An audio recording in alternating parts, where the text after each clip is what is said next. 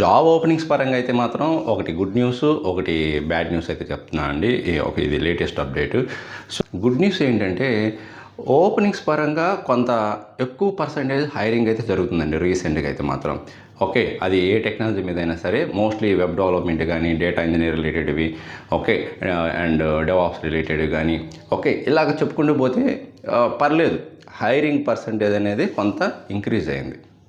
Okay, మరీ mass hiring అయితే చెప్పలేం కానీ కొంత కాల్స్ అయితే రావడం స్టార్ట్ అయ్యాయి. ఈవెన్ సర్వీస్ నో డెవలపర్ కూడా కాల్స్ వస్తున్నాయి.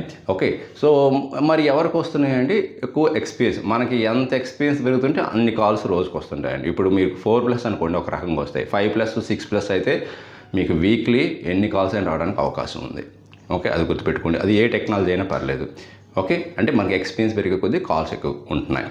అండ్ ఇంకా బ్యాడ్ న్యూస్ ఏంటంటే ఫ్రెషర్స్కి ఇక క్యాంపస్ హైరింగ్ జరగడం అనేది చాలా కష్టం అయిపోయిందండి. ఎందుకంటే కాలేజ్ దగ్గరికి వెళ్ళి హైర్ చేసుకుంటారు చూడండి, అలాంటి హైరింగ్ అనేది most of the MNC companies interest చూపించడం లేదు.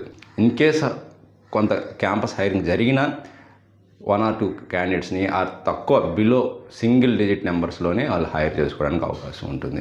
మరి మీరు ఎక్స్పీరియన్స్ పీపుల్ అయ్యి మీకు కాల్స్ ఎలా వస్తున్నాయో కామెంట్ రూపంలో అయితే తెలియజేయండి. మీకు ఇలాంటి more latest software industry information videos కోసం మన లక్కీ టెక్ ఛానల్ ఫాలో అవ్వండి అండ్ మీ ఫ్రెండ్స్కి కూడా షేర్ చేయండి.